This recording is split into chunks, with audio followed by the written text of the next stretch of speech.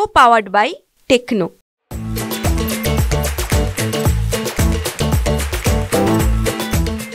बदलापूर प्रकरणातील आरोपी अक्षय शिंदे याचा काल एन्काउंटर झालेला आहे। पोलिसांनी स्वसुरक्षार्थ जे आहे एन्काउंटर करण्याचं सांगितलेलं आहे।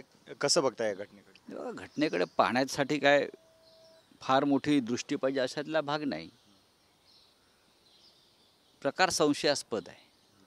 मुळात एखाद्या गुन्हेगाराचं अशा प्रकारच्या गुन्हेगाराचं एन्काउंटर होणं यासाठी हळहळण्याचं कारण नाही, पण ही जी हत्या आहे किंवा एन्काउंटर आहे ही मुख्य आरोपींना वाचवण्यासाठी झालेलं आहे। ज्या संस्थेमध्ये 2 मुलींवरती अत्याचार झाले ती त्या संडास साफ करत होता किंवा सफाई काम करत होता। आता सफाई काम करणारा मुलगा क्रूश बारीक तो पोलिसांच्या कमरेवरची बंदूक हिसकावणार, ती बंद असते, लॉक असते, ती लॉक झालेली बंदूक करून फायर करणार, हे कोणाला पटेल का? हे पटू शकतं का? की संडास साफ करणारा पोरगा कधीपासून बंदूक चालवायला लागला? हा एक साधा प्रश्न आहे। पण पोलिसांना किंवा सरकारला, देवेंद्र फडणवीसांना, एकनाथ शिंदेना, आपटे, कोतवाल, आठवले यांना वाचवायचं आहे। आणि त्यासाठी मुख्य पुरावा नष्ट केला। आता प्रश्न असा आहे की हजारो बदलापूरच्या जनतेनं रस्त्यावर उतरून त्या दिवशी सरकारकडे एक मागणी केली की आरोपीला आमच्या ताब्यात द्या, आत्ताच्या आत्ता फाशी द्या, आम्ही त्याला न्याय देतो।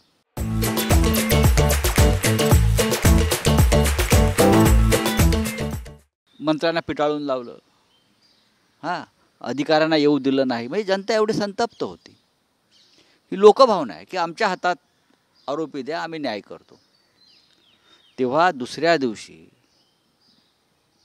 त्याच दिवशी फडणवीस म्हणाले कायदा हातात घेऊ देणार नाही, काय म्हणजे आम्ही याच्यावर फास्ट ट्रॅकवर खटला चालवू, असं मुख्यमंत्री शिंदे म्हणाले। माझा एक प्रश्न सरकारला आहे, मग दुसऱ्या दिवशी या हजारो शेकडो आंदोलकांना अटक करून त्यांच्यावरती गुन्हे का दाखल केले? जर त्यांची मागणी न्याय्य होती हे तुम्ही एन्काउंटरमधून सिद्ध केलं आहे।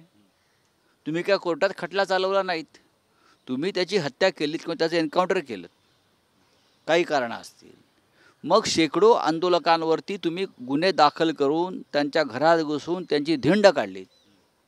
ते गुन्हे आधी मागे घ्या। बदलापूरच्या आंदोलकांवरचे गुन्हे मागे घ्या आणि पोस्को कायद्याच्या अंतर्गत ज्यांच्यावर तुम्ही गुन्हे दाखल केलेले आहात तुम्ही त्यांना अद्याप अटक का नाही केली? आता अक्षय शिंदेची हत्या केल्यावरती किंवा मारल्यावर त्याला हे सगळे लोकांना हजर केलं जाईल। ही फार मोठं षडयंत्र आहे। कोणाला तरी वाचवायचं आहे आणि ज्यांना वाचवायचं आहे त्यांच्यावर मुख्यमंत्र्यांचा आणि गृहमंत्र्यांचा वरदहस्त आहे। म्हणजे एक प्रकारे बलात्कारांवरती वरदहस्त आहे खऱ्या। आता हा का आरोप नाही आहे। शाळेतलं CCTV फुटेज का काढलं? त्या शाळेमध्ये जर तुम्हाला CCTV फुटेज हा एक पुरावा असतो, नेमकं त्या काळातलं CCTV फुटेज काय त्याने त्या मुलानं जो मारला गेला गुन्हेगार त्यानं तर काढलेलं नाही ना, मग शाळेच्या संस्थाचालकाने काढलं। शाळेची संस्था भारतीय जनता पक्षाशी संबंधित आहेत आणि हे सगळे लोक मुख्यमंत्री शिंदे आणि देवेंद्र फडणवीसशी संबंधित आहेत। त्यांना वाचवण्यासाठी कालचं एक कथानक तयार केलं। मुख्यमंत्री शिंदे म्हणतात की जे विरोधक फाशीची मागणी करत होते तेच आता अक्षय शिंदेची बाजू घेत आहेत। कोणी घेत नाही, तुम्हीच घेताय। अक्षय शिंदेची बाजू घ्यायला का महाराष्ट्राला वेळ लागलाय? कोण कशाला बाजू घेईल?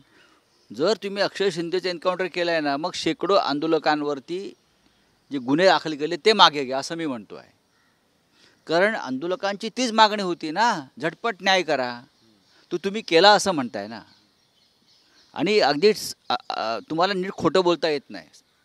मुख्यमंत्री शिंदे आहेत ना, त्यांना फक्त पैशाच्या बाबतीत खरं खोटं समजतं। फडणवीसना आधी म्हटलं आत्महत्या केली, पोलिसांच्या कमरेवरची बंदूक खेचून कोणी आत्महत्या करतो का? त्याचे हात बांधलेले आहेत। नंतर 15 मिनिटांनी पत्रक आलं, नाही त्याचं एन्काउंटर केलं. आधी काय खोटं बोलायचं ते ठरवा. तुम्ही रोज खोटं बोलताय खरं आहे, पण या प्रकरणात नक्की तुम्हाला काय खोटं बोलायचं आहे हे कॅबिनेटमध्ये ठरवा आणि मग या. चला. खरं तर गृह मंत्रालयाकडे हे प्रकरण आहे, याची SIT नेमण्यात आलेली होती. याला काय सगळं अर्थ नाही. देवेंद्र फडणवीस आणि एकनाथ शिंदे यांना आरोपींना वाचवायचं आहे.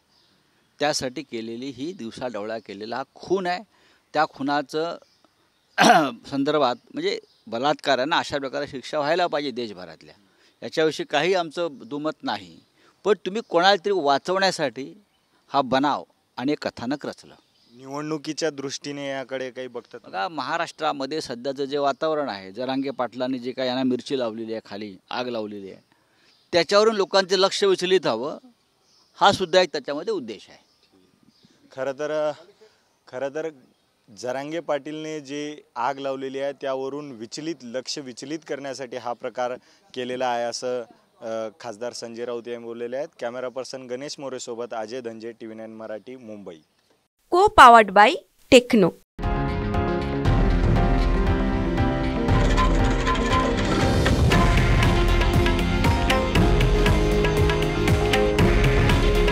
हे आहे देशातील नंबर 1 न्यूज नेटवर्क आणि आपण पाहत आहात TV9 मराठी.